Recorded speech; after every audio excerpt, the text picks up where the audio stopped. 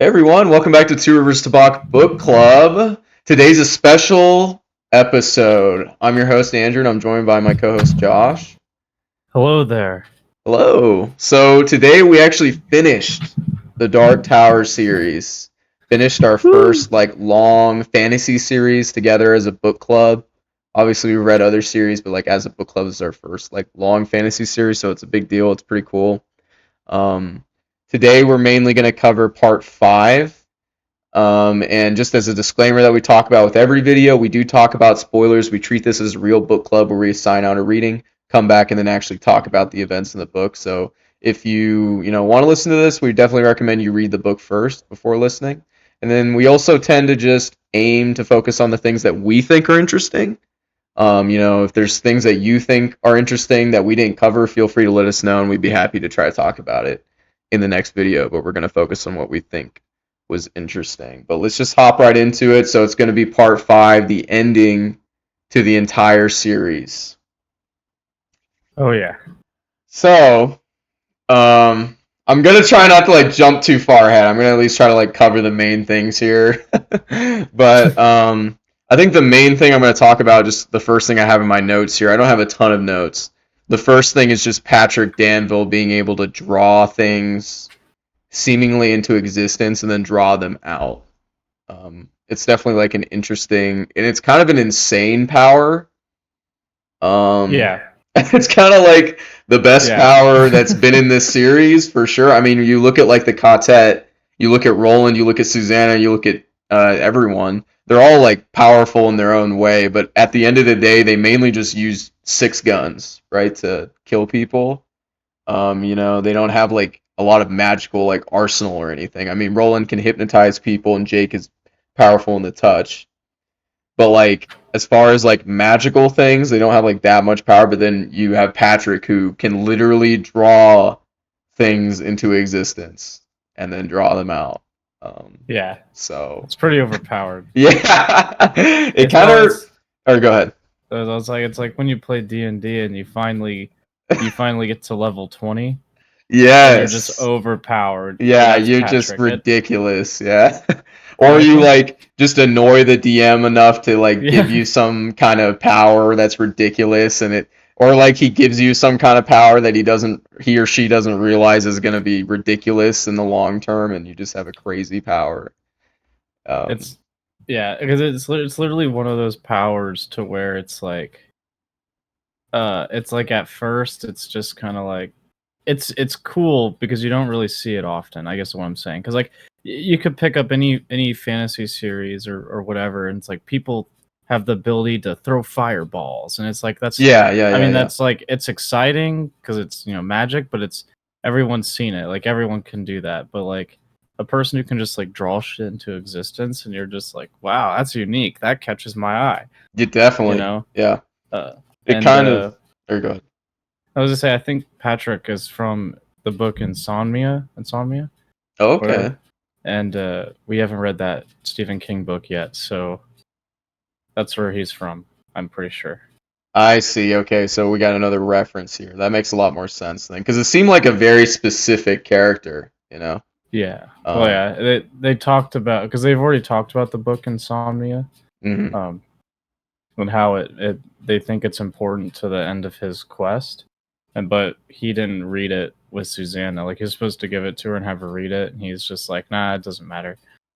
So Gotcha.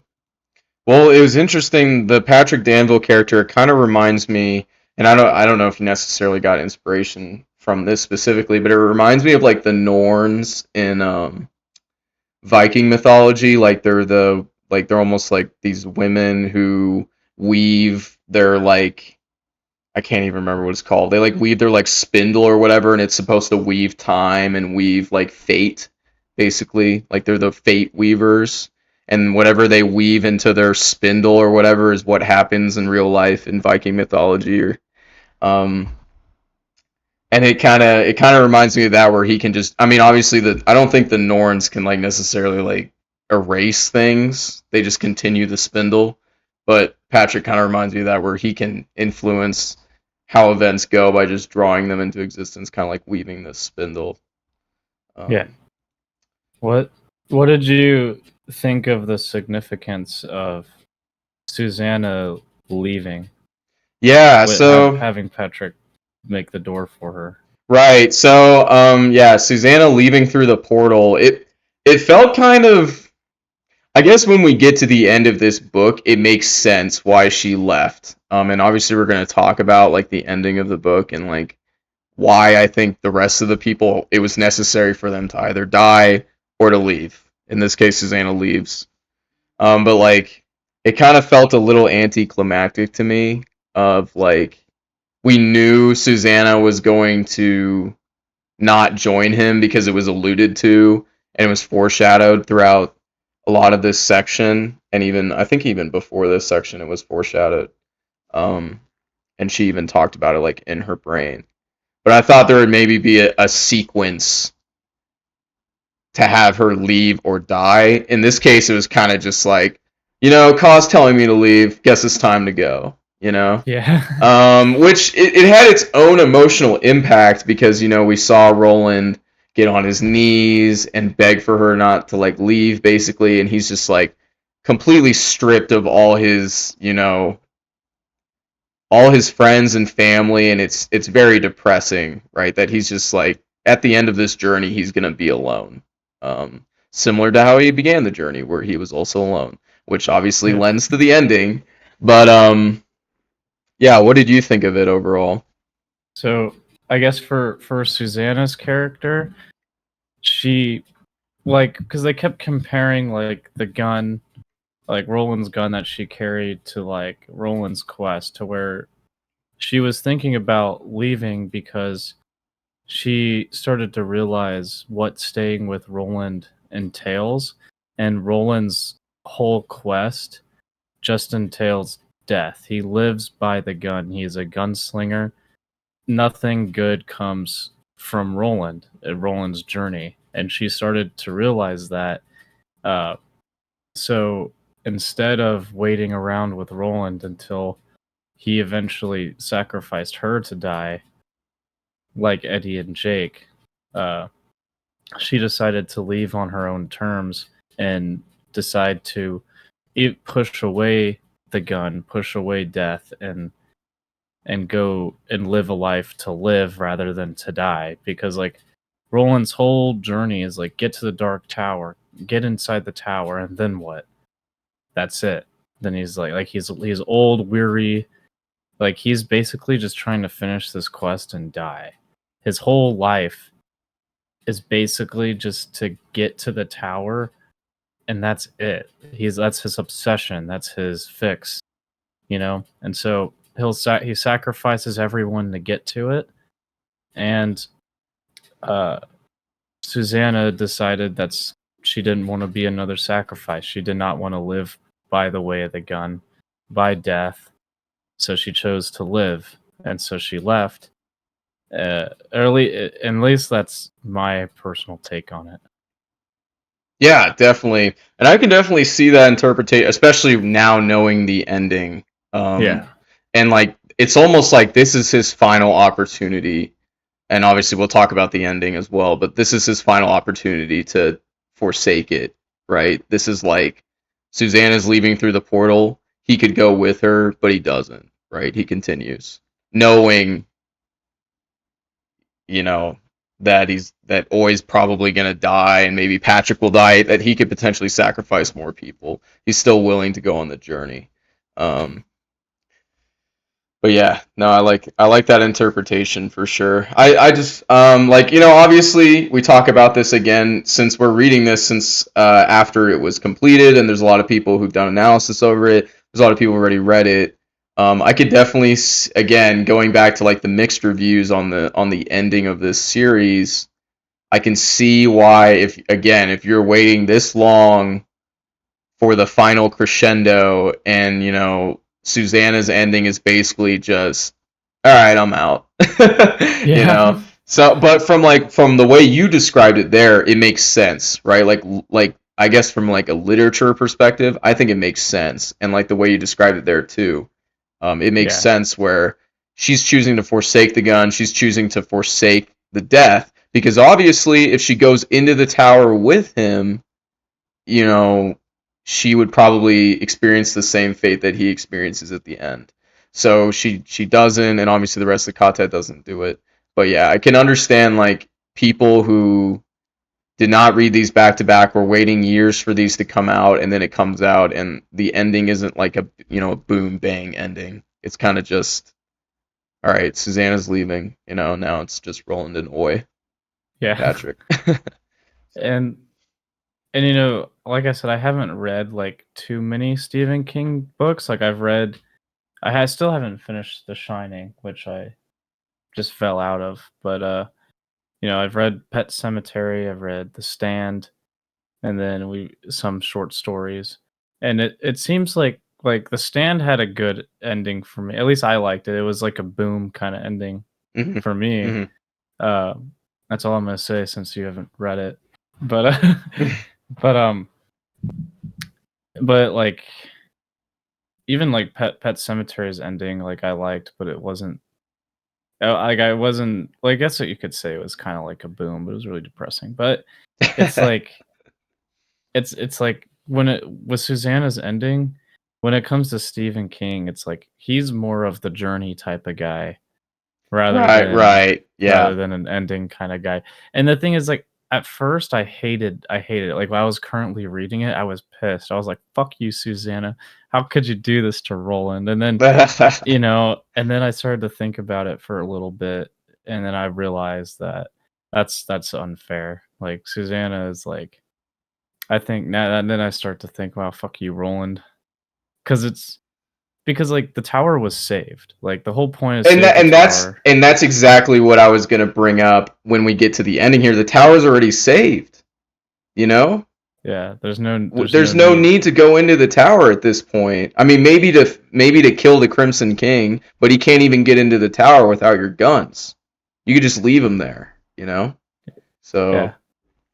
yeah, So yeah, I mean, I could say at first I didn't like Susanna's ending, but then I thought about it for a little bit after I read it and was like, no, that was the best choice. That yeah, was a good ending for her. yeah. No, I think I was kind of the same. Where I was kind of like getting used to it, though. I wasn't trying to have insane expectations. Obviously, with like how Randall Flagg died and how Jake died and how Eddie died, it was really quick. And well, with Jake it was like a little bit more dramatic. But when Susanna departed, it wasn't. I was a little bit mad, like you were saying, but then also like once you get to the ending of the book, it kind of all weaves together well, in my opinion. Once you get to Yeah, the ending and understand what this is, it's like, yeah. no, sorry, I didn't want to interrupt Oh you. no, no, go ahead. I was gonna say, and like the tower was calling for Roland. It wasn't calling for Right, Susanna. So that's right. kind of like how Susanna knew she wasn't going to enter the tower. And so if she's not going to enter the tower, the only other thing is wait out of the tower or die. And Yeah, exactly. so she didn't want to live a life, didn't want to live Roland's life because I mean, look at Roland. He's sad, depressed. He fucking hates No himself, and it's friends, like, no family. Yeah, no. yeah. And so Susanna is like why would I want to become this? It's like when you're at work and you see like your bosses or managers are workaholics, and then they like tell you like, kids these days type of thing, and it's like, well, I don't want to be at work for 90 hours like you do. I'd rather spend Absolutely. time with my friends, family, and have a life. Absolutely. Like you can respect some things about Roland's character, the relentlessness, the tenacity, which generally can be good characteristics, but in like Roland's case, it's a little bit too far, right? Yeah, he takes it to He the takes it extreme. way too. He takes it to the extreme. He sacrifices people. He's ruthless. He tricks people. He lies. He does anything he can to get to the end.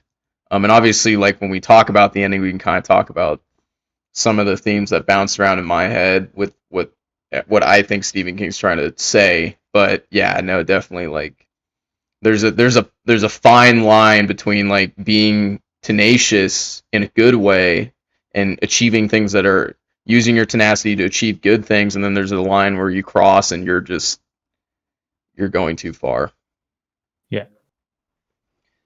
Should But we get to? yeah, I really want to get to the I ending. know. Well, I want to But talk about really quick, like with the Crimson King. So, like, what did you think about that sequence and how he died? Like, what are your thoughts overall? so I'm gonna tell you what I like. Actually, I'm gonna tell you what I didn't like first, and then tell you what I liked because I want to end it on a positive note. Uh, I feel like the fight scene was kind of dull for me for like a ending battle that's been built up for 7 books.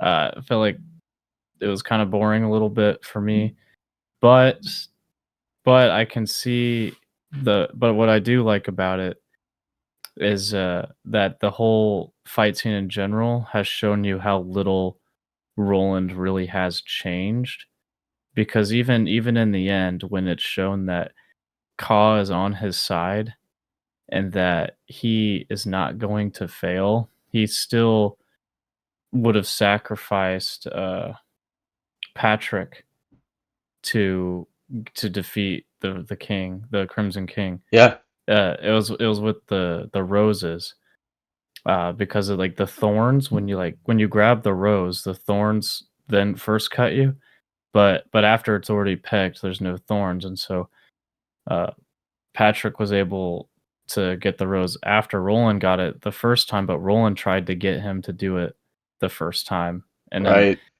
and so the whole time Roland's just piggybacking off of Patrick to basically do some of the dirty work for him, which is in my point of view is kind of like the perfect representation of what Roland truly is. And yeah, like cuz at the end of the day, he will do whatever it takes to get to the Dark Tower. I mean, he's changed a little emotionally throughout the whole journey, but not enough to really uh, change him completely. So he's changed a little bit, and as in like his emotions, but his actions still aren't aren't changing. Yeah, So he's still willing to sacrifice anybody and everyone to get in the Dark Tower. And so even in the end, when it's just him and Patrick, so that like those kind of aspects of the fight I did like. And I guess that's was probably the whole point of it, which is why it wasn't like this big spectacular thing. And I did like how the Crimson King just looked like a fucked up version of Santa Claus. yeah, I like that too. I'm surprised, knowing Stephen King, I'm surprised he didn't have like a big Santa cock or Yeah, he's erect and launching the launching sneeches snitches. like a fucking trebuchet from his penis. That was curved like a black tower. I don't know. Anyway, Yeah. but yeah, what did you think of it Yeah, overall? I agree with a lot of what you said. I was interested by this because it wasn't like you said, it was kind of a little dull. Wasn't like a crazy fight sequence to vanquish him. Obviously Patrick kind of just erases him out of existence. And there's some suspense there, but obviously we know he's gonna do it. Um, I just wonder, like, I get why he has the Crimson King. Like, you almost need another head honcho guy, like, above Randall Flagg, I suppose, to make it, like, more like there's a whole organization, I guess. But I don't understand why we couldn't have just lit Flagg, escape Mordred, and then just do this with Flagg, right? Like, just have this final sequence with Flagg. Just to have, instead of maybe the Crimson King, keep Randall Flagg as the primary antagonist, and then just put him in the tower and just do this entire sequence with Randall Flagg. Because I feel like it would be more meaningful to me if it was a face-off between Flagg and Roland, because that was like the beginning of the story, and especially when we get to the ending where everything's just a wheel. Um, I would think it would be better just to end it with Flagg. But I understand, I guess, if you want to have like bigger ambitions than that, like you want to have a head honcho guy who's like above Flagg, who's like even bigger than Flagg. who's orchestrating things. So I can see it from both Yeah, perspectives. There's always got to be like a bigger bad guy, so I'm cool yeah, with it either way. But I was just thinking about that when that sequence ended. I was like, you could have just done that with Flag and had him die there, like that, and I think it would be right. fine too. So I think I kind of see it, kind of like in like Wheel of Time, where like the main bad guy is the dark one, but he's not really interacting with them too Yes, much. right, yeah, that type But of then, enemy. yeah, then we have like all the Forsaken who get more developed and who are like side villains, but act kind of like as main villains. Yeah, right. Like you have the lieutenant being Randall Flagg basically, and we get a lot more development with him. And then yeah, the Crimson King is more like a Sauron type guy. Like we don't get a lot of interaction with him, but he's like the main big bad guy. Yeah, I Um, think yeah, I go think ahead. it would have been cool to have Randall Flag there as the final battle. Uh, but like, I wonder, like, I'm gonna have to do more thinking on what the Crimson King is like representing. And obviously, I think one of it's gonna be obsession because Roland is definitely obsessed with Yeah. like the Dark Tower, and I think obsession has a lot to do with the ending when we Oh really yeah, get into it's it. it's almost Um, like well, and yeah, when we get to the end, it's almost like they're not even really that different. Um, right? I mean, obviously, Crimson King is a larger scale as far as like his evilness, but it's really not that different as far as like their tenacity and ruthlessness. But Yeah, because yeah, they're both obsessed with with controlling the Dark Tower. Because yeah, Roland never says he wants to control it, but we can kind of assume he wants to because of what he's been saying this whole time and what he wants to do. Like he never wanted to save the Dark Tower to uh to save the worlds. He not out of a moral sense, which is but he wanted to save it for himself because that's his it was his obsession. His dream was just to get to the Dark Tower. So there wasn't any moral but standings behind his actions, which is probably one of the reasons a lot of suffering laid in his journey. yeah, yeah. What did you or unless there's anything else you wanted to talk about that, we should probably talk about Oi and Oh Mordred. yeah, absolutely. Yeah, that happened right before that. We should talk about that. Yeah. So obviously, yeah, Oi kind of sacrifices himself to make sure Mordred doesn't kill Roland. So again, he has that opportunity with Susanna to just be like, "All right, I'm done. Like, I'll just leave." But he doesn't, and then obviously Oi has to get sacrificed. Um, yeah, this was another like I can just see all the people, who were waiting for this ending. And we go through that whole book, Susanna's song, and even before that book, like hyping up Mordred. Mordred gets born. He's like this penis spider psycho, and we're like, oh my god, he's like really scary. And then like we get to this sequence, and it's like bang boom, he's dead. Yeah. I Just mean like just that's like the other deaths in this book. So it's just kind of a recurring theme. And again, like you said, he's more of a journey, and he even has a chapter on it because I'm sure he anticipated this, yeah, right? oh yeah. Oh yeah, Oh like yeah. I'm sure he anticipated the amount of backlash. Because even like, and I'm going a little bit more off topic here. I'll stop here in a second. But No, you're like, good. even with like Dandelo and stuff like that, that stuff felt like still more journey, right? Like when we were dealing with Dandelo and stuff, like even just one part behind this in part four, it felt like we're still on the journey. We're not even like at the ending crescendo yet. You know what I mean?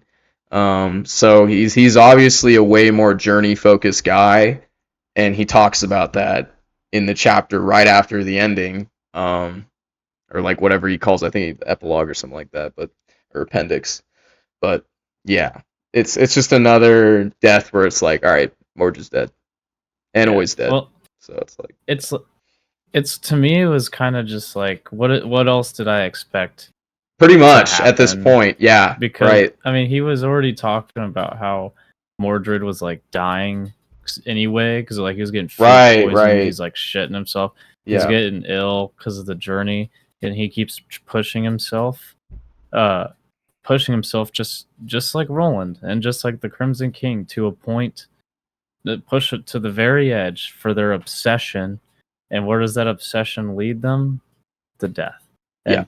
And it leads them Mordred, miscalculated, forgot about Oi, which Stephen King pretty much was referring to. Even at some parts, Roland would forget Oi was there because he was just thinking about Jake or the tower or whatever.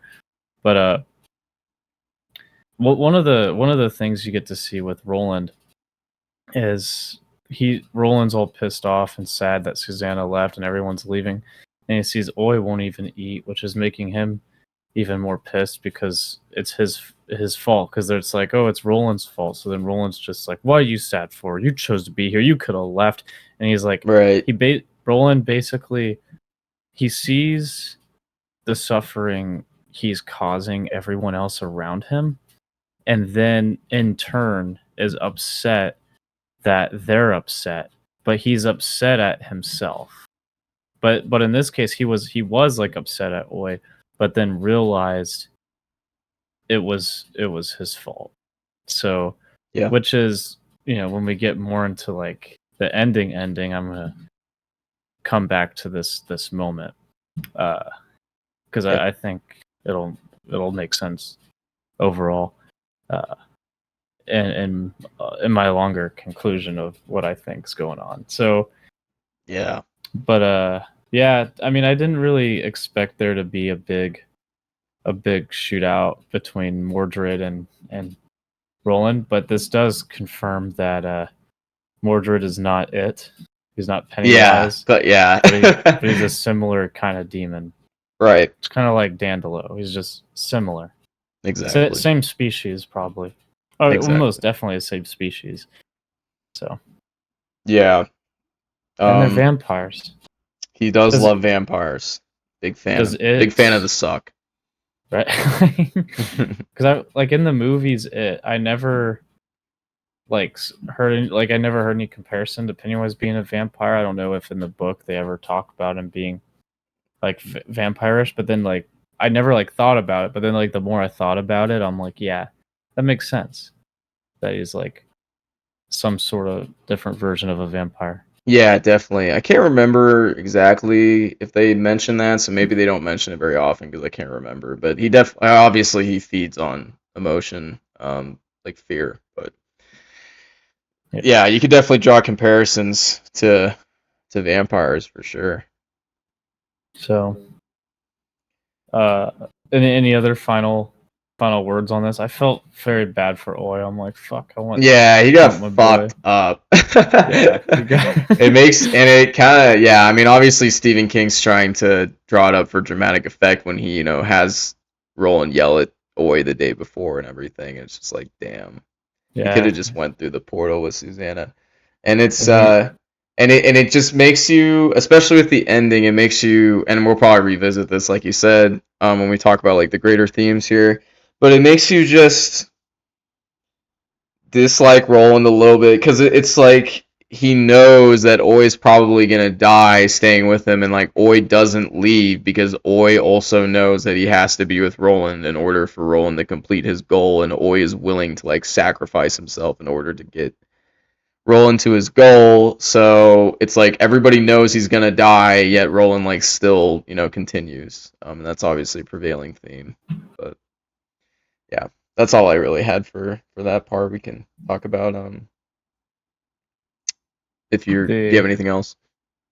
No, I'm good Okay. because Yeah, and then so Jake, Eddie, and then we have a happy part in here between the kind of ass part, shit, dark parts, but Jake, Eddie, and Susanna all meet in Central Park. Eddie and Jake are brothers, and they don't actually, in this version of reality, they're not from New York. They're from a different town, visiting New York. So it's and then, Stephen King insinuates that eventually they're going to meet a dog type animal that's basically Oi.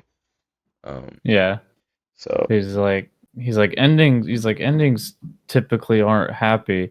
this part they're happy now, but who's to say in the future? Yeah, he had to You put know, his Stephen King spin on it, where it's like, oh, there's never a real thing as a happily ever after, but this is as close as it can get to the present.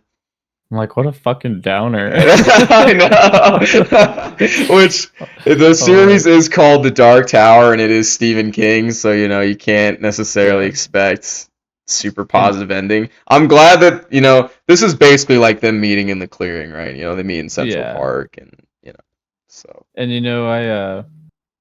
I I read a comment of it because like after I finished it, I wanted to like get all my thoughts together and yeah, like see yeah, what yeah, other people were thinking and for all that stuff. sure.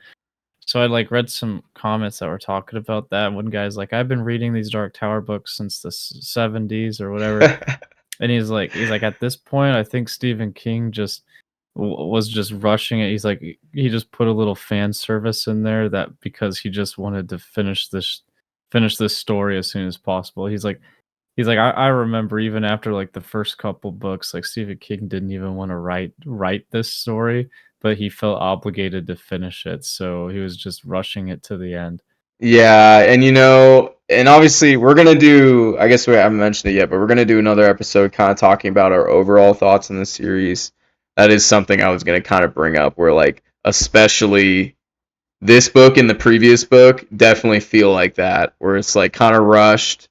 Obviously, he had the car, and we can get into it later. Obviously, he had the car wreck, where he almost died in whatever year it was, like '99 or something like that. And I feel like he almost came out of that was like, I just need to finish this Dark Tower series because I could die, right? And he kind of like rushes it. At least it kind of feels like that. Yeah. But yeah, so I mean, I don't have much else to say about that scene other than at least there was like some positivity kind of in this ending. But is there anything else you wanted to kind of talk about? I mean, because like the only thing on that scene is that uh the Jake we've been going through most of the series with was not our original Jake, and this Jake and Eddie aren't the Jake and Eddie we've been Right. going through this Yeah. most of the time. Yeah. So it's like it's kind of like if Stephen King was gonna write a happy ending, it's kind of like bittersweet because you're like, oh, Susanna is like still the OG, right? And she's with another version of Eddie and Jake, so she can at least be happy. But it's like these aren't the same characters. I mean, they're similar and they're probably not in every way, uh, but it's as good as it's gonna get. So it's kind of like a bittersweet, where it's like the Yeah. people we grew with and loved are dead, and these people are similar, but they're not them. Right. He does insinuate though that she knows she can still like fall in love with him again and stuff like that. Oh yeah, So at least there's yeah, that. But yeah, like it's obviously, unless you go through all those insane traumatic events, you're not gonna, be that exact same yeah. person. But yeah. So yeah, So just want to get to the tower. yeah, we can get to the tower. We mentioned the Yes, chapter obviously where Stephen King he just interjects a chapter into here where it was almost like I don't know, man. I'm like, I almost didn't finish the book, but I was like, I have to know what happens. well, yeah, because he has the book end right when Roland goes into the tower, and then he tells Patrick to leave, and it's like, did the book really just end there? But then he interjects this chapter, and it's like, I'm torn on whether he should have put that in or not. I'm almost like, I like it I mean, I because like it, but it's like I get that you're gonna get a lot of backlash, but I'm almost like just do it, Like, just why do you got to put this in here? I don't know. I wonder if it's because with fantasy series, it's like most of the time it's like, hey, happily ever after, it's a happiest ending, and for Stephen King, that's probably as happy as it was gonna get. But then if you kept and his whole thing was, the journey, not really the destination. He's made that point very clear a lot. So this section was almost like, well, you got your happy ending, but if you really want to know what's in the tower, well, fuck you. Fuck you. You're about to get fucked.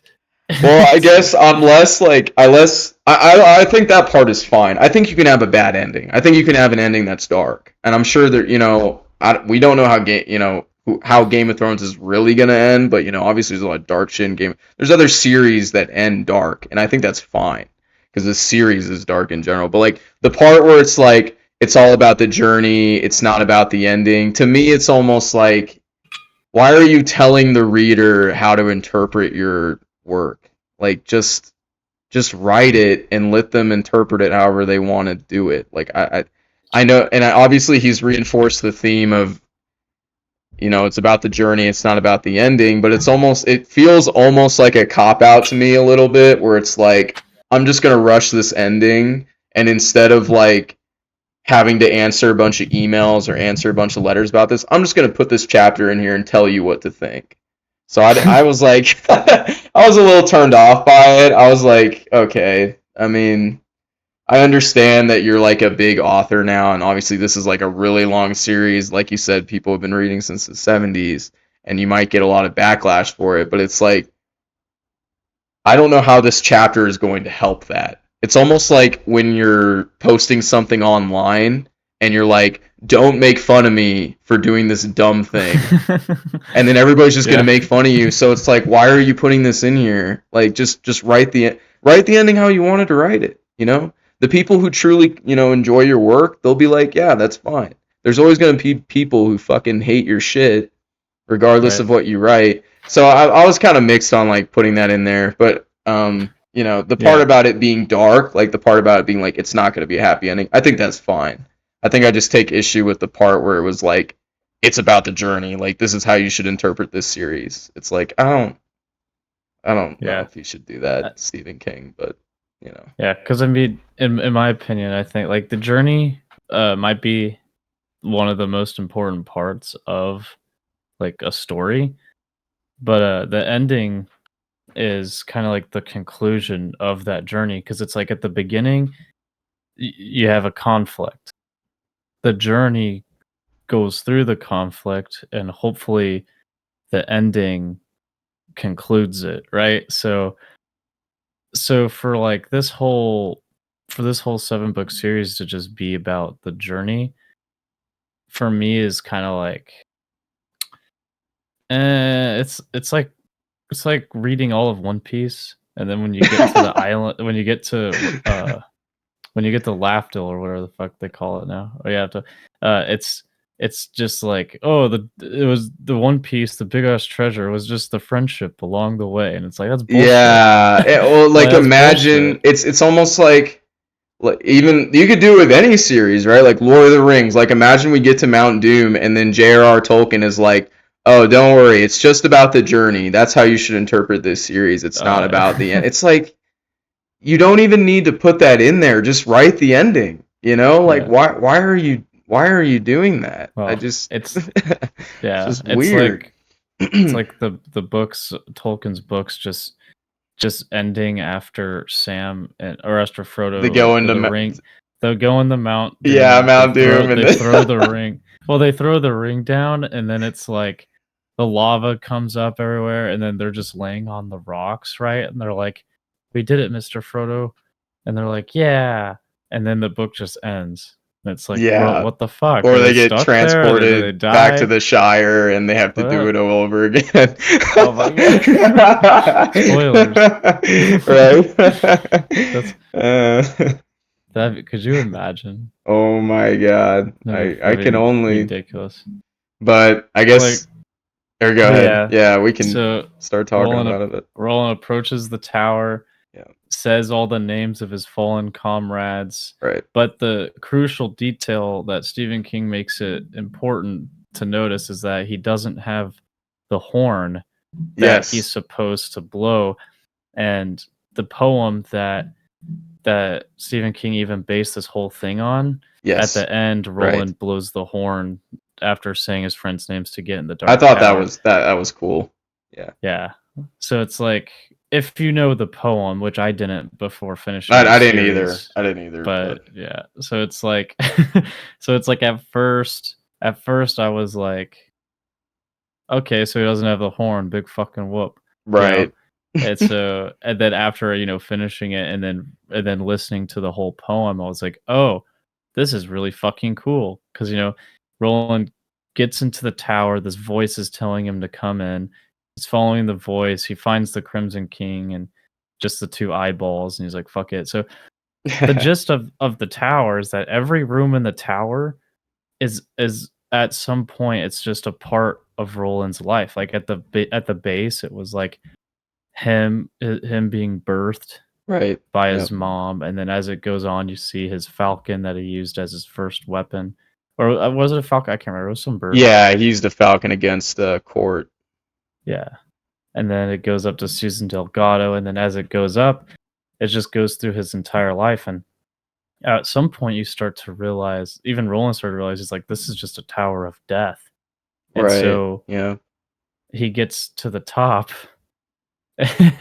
and this is where it's like holy shit. Like Roland got exactly what he deserved, right? Yes. The tower decided that he hadn't learned much, and that he needed to do the adventure all over again. So we find out that Roland has been doing this for an unknown specified amount of time. Some people think that the number 99 or is important because they're saying like that's his 99th run I see. around the tower. That makes So I'm like, sense. okay, then what's the significance of 19 then? Well, there's 19 steps on each floor, like to get to Yeah, the next 19. floor. But I can't remember there's anything else significant besides that. Yeah, there's Because 19 that's what I would steps. think too. Like, I would think it would be his 19th time because they keep talking about 19. And then now on this playthrough, so to speak, it'd be 20. But yeah, I don't know. I don't know. Maybe there was just 19 like stages in his life or something, but Yeah. it was his 99th run. But anyway, he gets like thrown into the desert. Uh, and Stephen King makes it pretty clear that you don't want to be like Roland. Yes. Right. He's like you want to learn from your mistakes, not continue to repeat past mistakes, which is Roland's entire life. All he did was repeat bad mistakes in almost every situation. Yeah. Yeah. I All he did, absolutely. he was so obsessed with getting to the tower that he sacrificed everything he loved and that loved him in order to reach his goal. So that honestly just kind of reminded me of like, let's say we're living our life, right? And my let's say my main goal is to make $1 million. So in order to make that $1 million, what do I have to sacrifice? You know, Mm-hmm. do you have to sacrifice time? Like, do you have to sacrifice time with family, friends? Do you have to sacrifice literally everyone around you? Do you have to become a typical like asshole in order to fuck people over in order to become that millionaire? It's like what do you sacrifice in order to gain your purpose or your goal? And I guess the whole meaning of this Dark Tower series to me is that if you have to sacrifice literally all your morals and everything that you hold dear and the people that love you, then it's not worth it, and you're gonna spend, uh, it's gonna be you're gonna live a life in hell, Yeah. basically. Because Roland never had like he hates his life. Finally gets to the tower, you know. So that's kind of a little gist. I'll discuss it a little more further later, but I want to hear what you think. No, I completely agree. The first like theme is exactly that I thought of was exactly what you just talked about, basically, in more details. Like the ends don't justify the means, right? So his end goal was the Dark Tower, and yes, it's important to get to the Dark Tower. Yes, it's important to save the Dark Tower, but sacrificing all your friends and family does not justify getting there. So doing these wrong actions, making all these wrong decisions, it doesn't justify getting there. And Stephen King takes a very strong stance on that, as far as like you need to check yourself and you need to learn from your mistakes. Like you said, you can't keep doing the same thing. And I mean, that'd be another theme too, like the wheel. You can't do the same thing over and over. You need to learn from your mistakes. And also just old fashioned karma, right? Roland does all these things. He tricks, lies, steals, kills people, sacrifice. He does everything under the sun to try to get to this tower. And once we get to this ending, it's really becomes apparent because then he even has an opportunity to leave. When Susanna leaves through the portal, he has an opportunity to be like renounce the tower and be like, okay, we saved the tower. The Crimson King is stuck outside the tower. We have this other corporation working against North Central Positronics and these other things that the Crimson King has built, and those have been contained. The quest is basically done, right? The quest is done. The Yeah. tower is done. The Crimson King is contained. The evil corporations are contained. There's nothing left to do really, and yet he still decides to continue, knowing full well that Oi will be sacrificed and Patrick potentially could be sacrificed. So he just doesn't care, and those three Yeah. themes definitely are the main ones in my brain, just off the top of my head, like you said, kind of That's describing the ends justify the means, good old fashioned karma, and like learning from your mistakes. yeah. And Stephen King has a lot of religious symbolisms in his Definitely, works. yeah. So like, because they already said that basically, Roland is part of these kind of Knights of the Round Table type thing, like Crusaders, and so the Dark Tower is kind of like this big religious kind of symbol to them, and it's from what I've learned. Like if you read like or try to understand a lot of the Bible, a lot of the times when God speaks, normal people can't be in his presence because it's like the power of how holy he is would kill those who are so unworthy or sinful. So it's kind of like in that way with how I see like the Dark Tower is just like Roland has already saved it, but he's such a degenerate, sinful person that it's like the audacity of him to reach the status of like a god is almost laughable and disgraceful. So it's like Yeah, for him definitely. to even consider entering the tower after all the shit he's done and all the people he's sacrificed, uh just completely like he gets what he deserves. And honestly, it's one hell of a punishment, but but he does have the option of redemption in the end, because with every run of the tower, he learns. He doesn't remember obviously the events, but he keeps the emotions and stuff, kind of like the idea of like reincarnation. Yes, definitely. That's another like religious thing I was gonna bring up that he uses here. Yeah, Reincarnation. And yeah, because then like yeah, go ahead. oh, sorry, I was just gonna explain like with reincarnations, like the whole thing is like, with karma, right? Ka, the wheel. It's like how you are in your life now will basically set you up for your next life. So it's like with Roland, every single time he does better, then in his next run, he's gonna make better decisions and slowly change. Because like even this time, it says that he actually picked up the horn Right. that Cuthbert dropped. So he at least he has the horn this time. So it's speculated that this is his final run, but Right. we don't know for sure. It's one of those endings where literally you could have whatever, you can make up your own idea of what happens. Absolutely. Like I kind of like that way because yeah, he has the horn now, so now it is a dark ending. Don't get me wrong, it's very dark. It's very serious. But at the same time, you can almost like depending on how you think about things and how you think about life, you can interpret it your own way. Like you said, he gets the horn. You can interpret it like people like him don't learn from their mistakes. He's just going to continue to be in this like limbo over and over. Or you could think, okay, he has the horn this time. This time he's going to make the right choice to not, sacrifice his friends and stuff like that. He's going to do it differently.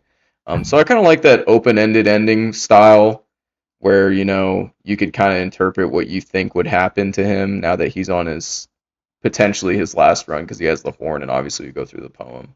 But yeah, there's Yeah. a lot of religious stuff, like you said, talking about the Bible references there, and then of course, like you said, reincarnation, and then not to compare to Wheel of Time again, but I know in Wheel of Time, they pull from I can't remember if it's Muslim or if it's Hindu, but like the idea of like fate being a wheel, right? Like things are cyclical, like just like in nature, how things live and then they die, and then they live and then they die, or anything, right? You could think of anything that's like a cycle, right? We eat and then we get hungry, we eat, whatever. That's pretty prevalent in other religions outside of Christianity. So you can definitely see that theme being pulled into this as well, where Roland has to keep, you know, doing the Keep same thing, going. running in the hamster wheel until he figures out how to get out. So Yeah. So I don't think just because he got the horn this time means that this is his last run. yeah, I no, I think don't. Yeah, it's yeah, I think it's just it's another step in the right direction, which is supposed to show us that maybe it'll take him 100 more times and stuff too. Who knows? And there's also the question of whether or not this run, if he's gonna meet the same people or not, because like with mm-hmm. Ka, Ka.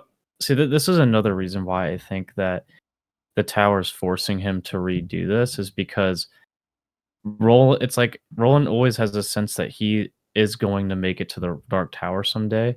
And even like now towards like the end, he's like, I hear the tower calling me. And then even when the Crimson King was throwing the snitches at him, it was like going in opposite directions and stuff. Like it wasn't like after he shot it or whatever. So like he wasn't going to die. And this was one of the problems with Roland is that he didn't really have to sacrifice everybody because Ka was on his side the whole time. And I think that's the whole thing when it comes to like positive and negative nature or just like destiny or fate or whatever you want to call it is that if Roland was always fated and destined to get to the Dark Tower, then it almost means that no matter what he did, he was eventually going to reach it. So Right. Yep. so in this run, he kept sacrificing everybody in order to get there. And maybe he not always felt bad about it. Like with Mordred, he didn't feel sorry for Mordred at all. And Susanna's like, I feel sorry for him, and it's like it's not his fault, you know. And so I think Roland basically just needs to learn more compassion, which I think he was starting to learn, but not to the full extent of what the tower requires him of becoming. Like I don't know if the tower wants him to basically become like a Christ figure to where he's so loving and compassionate to the point where he's just like the embodiment of love and still reaches the tower without sacrificing what is important to him. Like we this is stuff we just don't know, but it's good. It's interesting to think about. Yeah. And I like that you bring up the point of he's fated to get to the tower. He doesn't necessarily have to use these ruthless means to get there. And I think that's Stephen King's way of saying as well, like, you don't need to be this way to achieve your goals, right? Like, you don't need to be ruthless. You don't need to lie. You don't need to, well, obviously, you don't need to kill people. Yeah. You don't need to cheat. You don't need to do these things to get to your goals. You can do it in other ways, right? Like you can do it with your friends, with your family, propping up whatever you want to do, your family, friends, community, whatever it is. You don't have to be ruthless to get to your goals. It's certainly an option, but like, yeah, obviously Stephen King's trying, and the Dark Tower in this book is trying to get Roland to get to the tower. He's fated to get to the tower, but in a, yeah, like you said, maybe more like a Christ-like figure, or just to generally just be a better person and not. I mean, dropping a like 10-year-old kid to his death, it's a pretty big strike. Yeah, yeah. That alone Yeah, probably I made mean, it so he couldn't enter the tower. from the Or beginning, I mean, we yeah, peace. experienced that kind of shit from him. So yeah, like it's yeah, And yeah, for yeah, sure. another comment I heard about Roland from like the videos and stuff that I watched was that is that for a Stephen King character, he barely develops.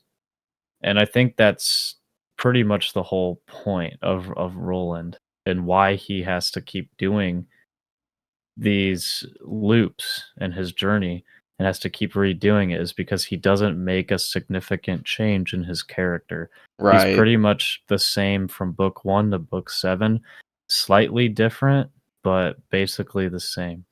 Yeah, because even with obviously Cuthbert and Elen die, and he is traumatized by that. He creates a new quartet with these other people, and he talks about how he cares about them so much, and like they're his family, they're his best friends, but he still sacrifices them and stuff. He doesn't really learn from the experience with Cuthbert and Elen. He still just sacrifices his friends again. So, Yep. you know. And it's and you know what my favorite part about this ending is? Hmm. Randall Flagg's alive, motherfucker. Let's go. Let's Wait, he's go. alive? Wait, what part was that? It was at the very end, everything resets. He get Roland resets and he's chasing the Oh dark man yeah, through the okay. desert. I see what you mean now. I was like, wait a minute, I thought he definitely died. Oh, okay, I get you. So this also kind of explains like they do say like he's semi immortal Right. basically, Yeah, and that is now true. this That's makes consistent. Yeah, it makes sense because as long as Roland keeps having to go through these cycles, Randall Flagg will never die. that's a good point. Yeah, didn't even think about that. Thank Um, God. yeah, thank God. Oh man. So it's uh, it's interesting. I thought about it. This was one of those where I had like I was satisfied, but I also wanted more. But I think that's where the appendix at the end, where it goes through the poem, Mm-hmm. because the biggest difference between the poem and this story was the horn. Right. So, as kind of like a conclusion, I would like to think that this next run was his last one, but then I also like to think that it wasn't, and it took him more tries to do it. Uh, and then I'm also curious about so like when Ka basically gives Roland the people he needs to develop in certain ways. Because like if he already learns how to be compassionate in one way, but not another, like for I guess for an example, uh, with Jake, the first time he killed Jake, even though he like loved him as a son, and then the second time he said he wouldn't do it. He wouldn't sacrifice Jake really for Stephen King. So uh towards the end. Mm-hmm.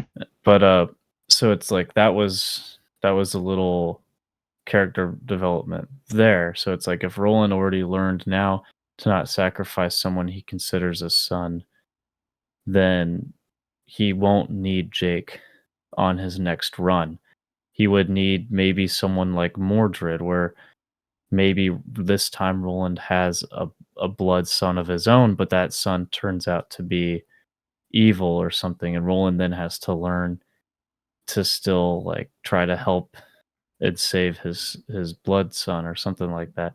You Right. know, uh so it's just interesting things to think about there to where now not every journey is the same, and now I feel like in my opinion that's confirmed. So it's like in this next run, who would be who would be his partners, Yeah. you know? Right. Yeah, because it seems like each reality, obviously has similar events, but they're like shades of each other. or they're slightly different with each run. But Yeah. I almost like think, depending on how you view life and how optimistic you are about people and how they can change or not is like how you're gonna interpret how many more times he's gonna do this, basically. But I mean, having the horn obviously helps. Um, and you hope that, like you said, like you said, when he died at the car, Jake died at the car. Jake was the one who did it. Like Roland didn't really have any control over it, because Jake just jumped in front. But you'd hope that maybe that carries on and he makes different decisions about his sons, so to speak. Yeah, I think he needs to continue to learn more compassion.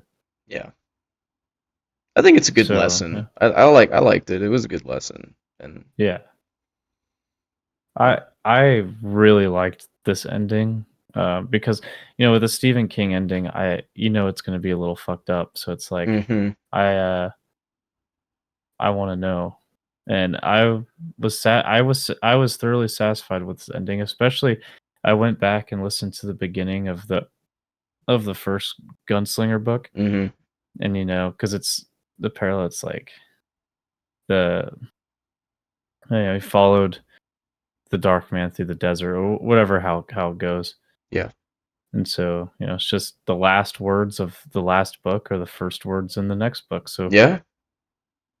but and then some people are like, "Oh, it's great, and you can just read, like that." I'm like, "No, you can't, because this time he has the horn. This last read through he didn't. So, Yeah. if you reread it, you're not continuing the story. You're just rereading it. So, Right. it's not a full circle. The The story this is the 99th story possibly in a the 100 story that will never get arc. the other 99.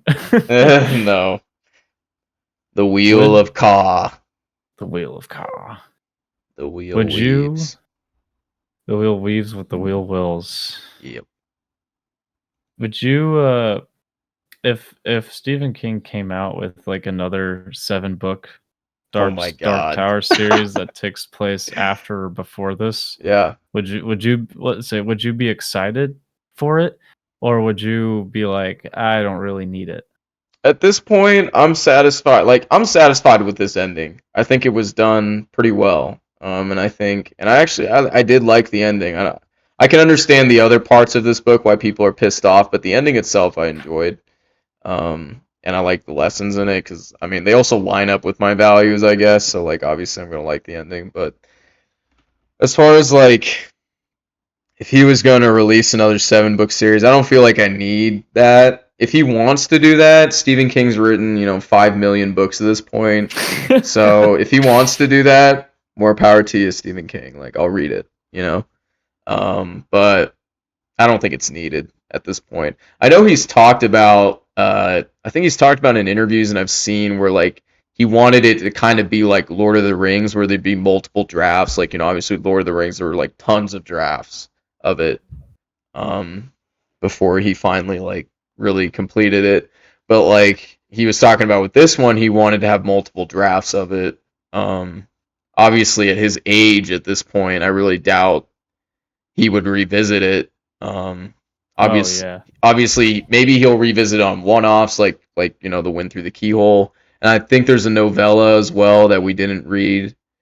Um, There's but other stories too that relate yeah, to the universe, right. to Midworld, that like the Eye of the Dragon or Mhm. whatever. Mhm. That actually has Randall Flagg in it, but it I know the main character says it's Roland, but it's not our Roland. It's like an ancient king or something.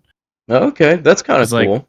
yeah, it takes place in, I want to say it's that in this book where it's like really dark and gross and shit, and they're being chased by that Oh, Discordia. big thing.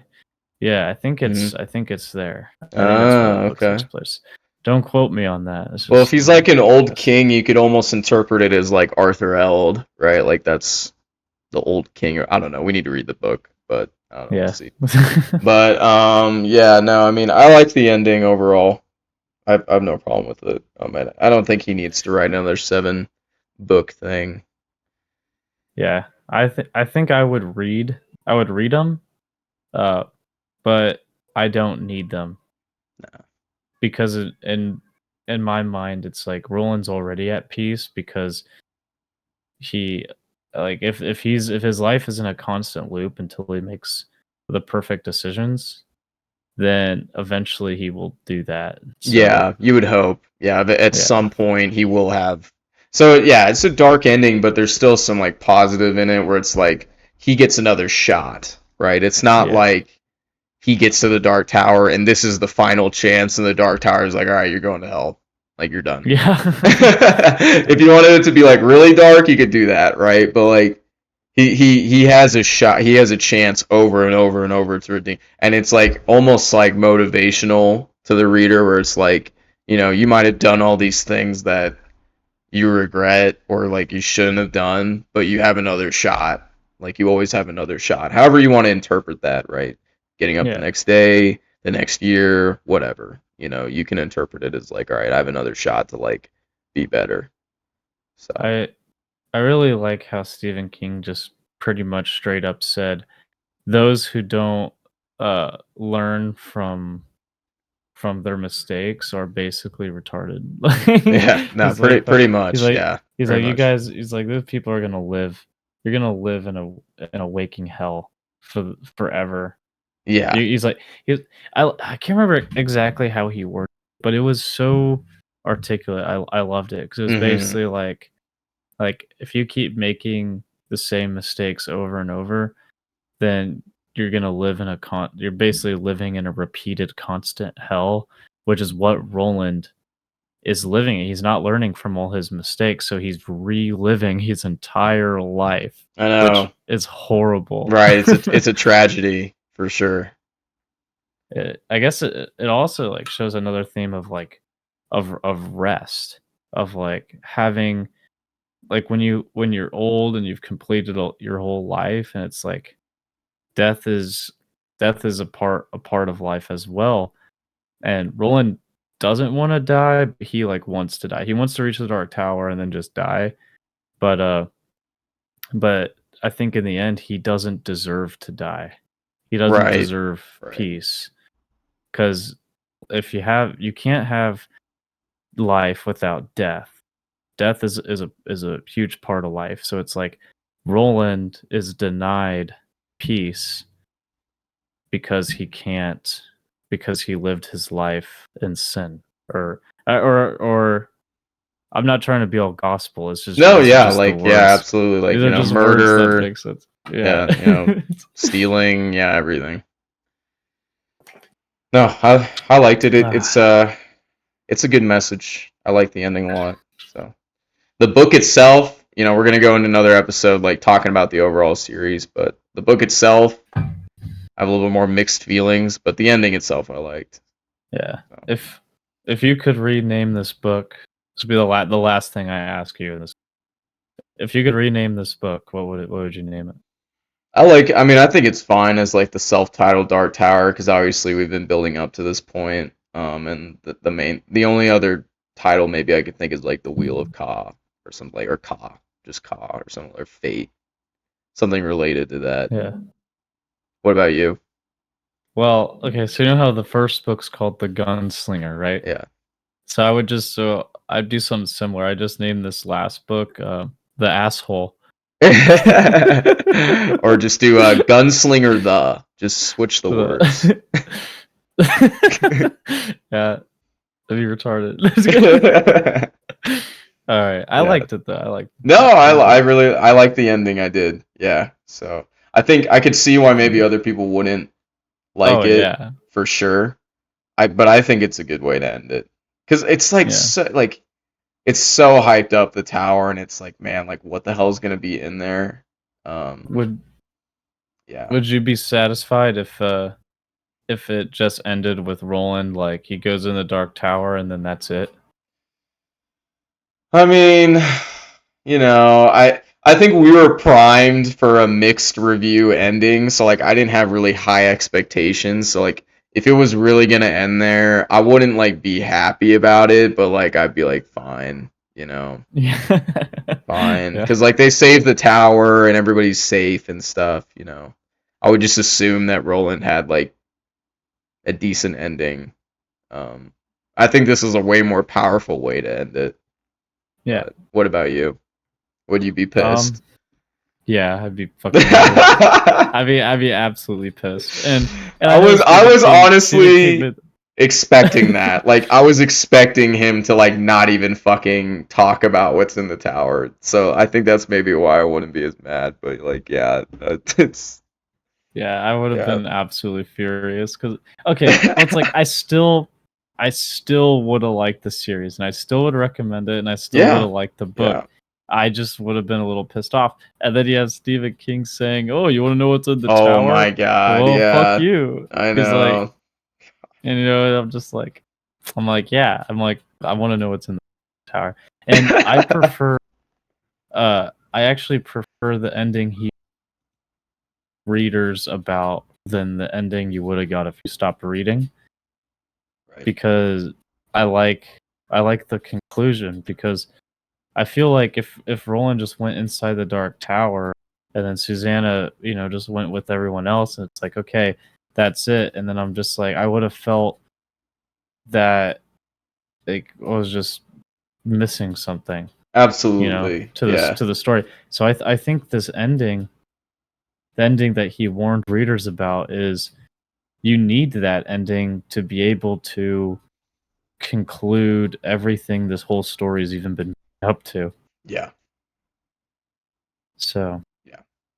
yeah, I would rename. Well, I already told you. That's Hmm. whatever. So yeah, I guess we could talk about the rest of what we want to talk about in the next video. Yeah, we can start. Yeah, kind of transition to that. But I'll wrap this one up just so we have like a division, I guess. But thank you all, for listening. We appreciate it. If you have anything that you want us to cover, just let us know and we can cover it. But we'll have another episode talking about our overall thoughts. Cool. Leave a All right. like and subscribe. All right. We'll see you next time. Bye. Smell you later, Red.